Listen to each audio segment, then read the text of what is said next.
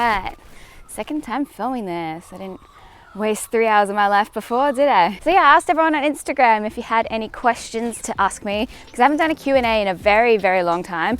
Although I've posted that I'm doing a Q&A and then never actually gotten around to filming it because I ended up being busy and excuses. But anyway, here's a Q&A that I'm finally getting around to doing, so here we go. Do you want to have kids? I flip on and off about whether or not I do. I like see a really cute kid, I'm like, oh, that kid is so cute, I really want to have kids. And then the kid starts crying and I'm like, nope, not for me. So it depends how I'm feeling on the day. I know I do want kids, but it might be a while away. How are you planning to survive without mochi? Look, it's already a struggle. Born in Australia, my parents are English, their parents are English, their parents are English. We're just very, very, very British is my heritage. My fantasy life in the future will. I just want to keep traveling and make videos people enjoy. Yeah, I want to stay active, do crazy things that make you feel alive. I don't know, just that's the kind of thing that I love doing so much. So if it's an actual dorsal hump, I'm gonna say no. But I mean, if you've just got a big nose, that you could totally be a Disney princess. It just depends what the rest of your face looks like. Well, I first auditioned for Universal Studios Japan as a singer-dancer, and I got through to the last round, but then I got cut in the last singing round or something.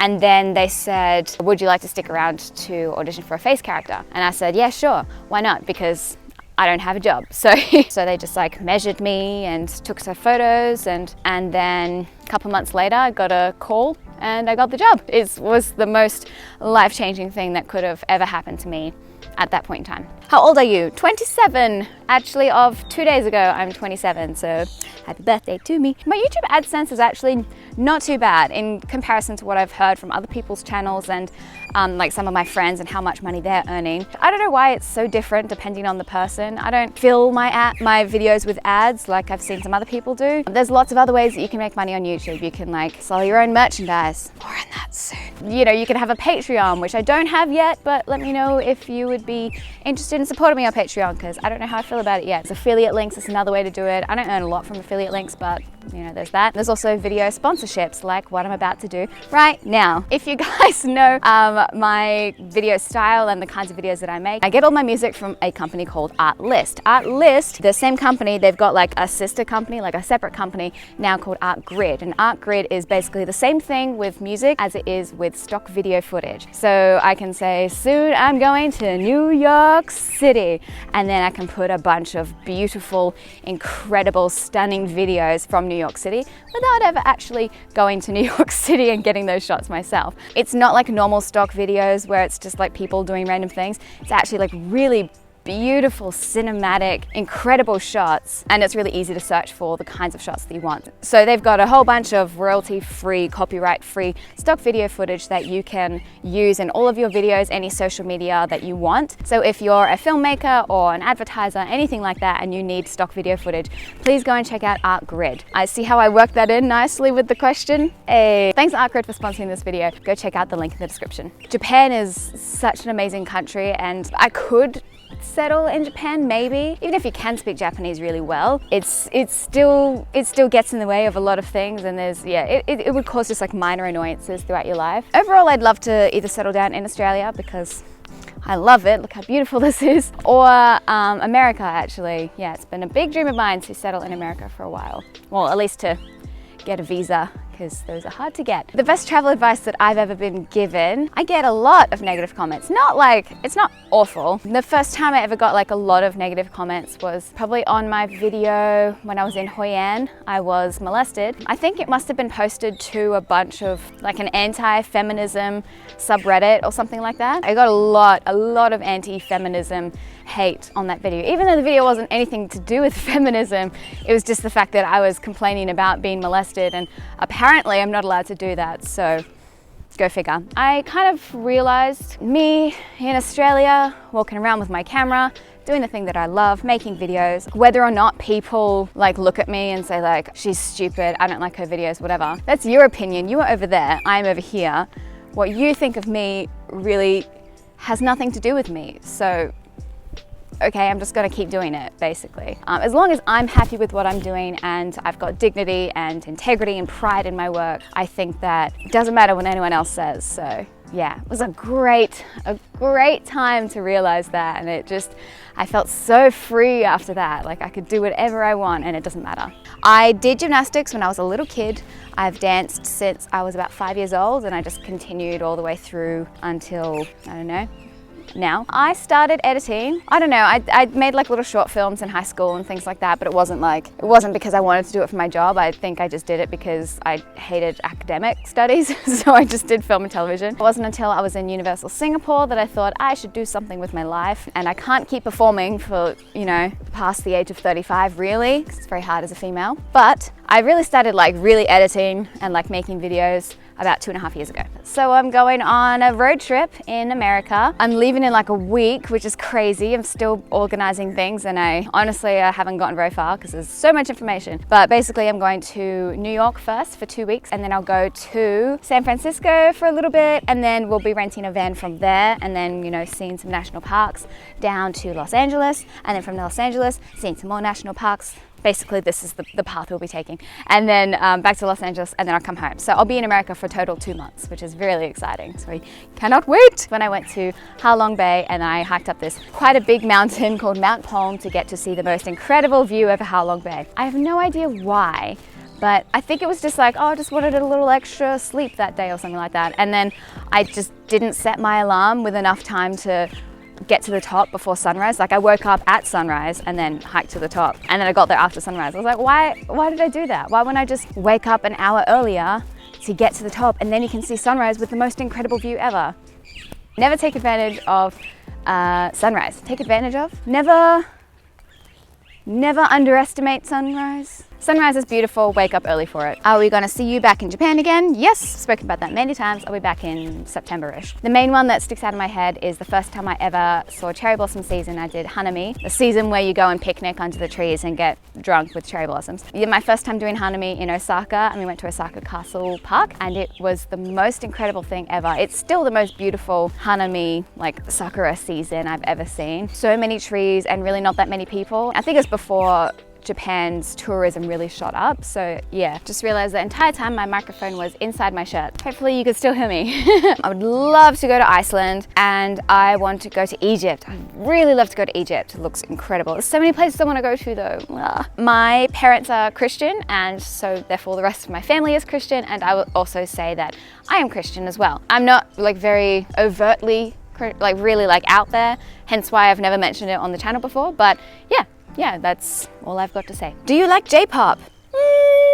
It's not really my cup of tea. Some of my favorite YouTubers are people like Matt D'Avella, love his videos. I watch a lot of comedy, so like Cody Ko, Danny Gonzalez, and Tom Harlock. Also a couple of like video essay, like movie reviewers, like Shaw Frillis Productions and Movies with Mikey. And I love Craig Adams films, obviously, I've said that before. There's so many great YouTubers out there. I don't have enough time to really watch all of them, but yeah. Like occasionally, when I started to learn Japanese a bit more, I noticed some people maybe not treating me with as much respect as they would treat other people. But I like made a video about this before in the past, but if you're looking for something, like if you like are looking for green cars, all of a sudden you'll start to see green cars everywhere on the road. So if you're waiting for people to be racist to you and you're looking for grumpy people acting rude towards you, you'll find them because you're looking for it. So just give people the benefit of the doubt and assume that people are nice, or maybe they're having a bad day, and life is a lot easier. When you're in like living overseas, it's so easy to like remove yourself from big world issues or things that would maybe affect your family or your friends or something like that back in your home country, because you're not surrounded by it. I don't see it in the news, I don't hear it on the radio or like on TV or anything like that. So I don't know anything about Australian politics when I'm in Japan. All I know is that they keep changing the Prime Minister like every 6 months, and I don't know who it is at the moment, so that's embarrassing. I don't have any plans, but if there's any travel creators in Australia or in the US and you would like to collaborate with me, hit me up on Instagram. Things that inspire me the most are incredible landscapes and views and really, really fun experiences, and things that I just wish other people could experience it too. Things that I want other people to go out and see this beautiful place that's actually only half an hour away from your own house. I don't know, it gives me all of the feelings, and I just want to like, do you miss Japan already? I absolutely do. Where do you see yourself in 5 years? Love you, Sparkle. I see myself hopefully doing what I'm doing right now. Not right now, standing under a tree in my front yard, but just hopefully a bit more financially stable.